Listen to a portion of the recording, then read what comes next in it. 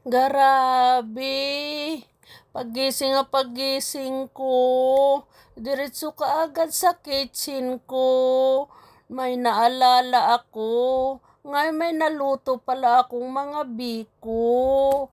Kahapon rin kasi, may linuto din akong kalamay hati.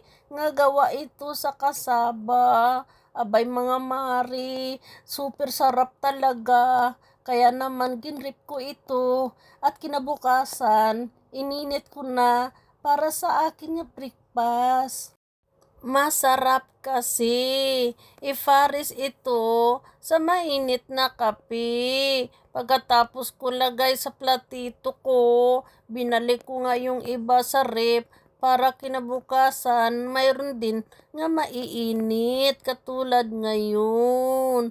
Gininit ko nga ito sa microwave at inan ko ito. Habang nagainit nga ito, ay siyempre magantay ako para naman madali ko na makain. O ay tayo-tayo muna ako para mag-respond-respond ang katawan ko.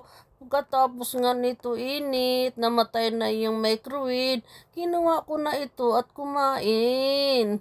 Kaya mga mi, humbit nyo, try nyo rin magkain nito.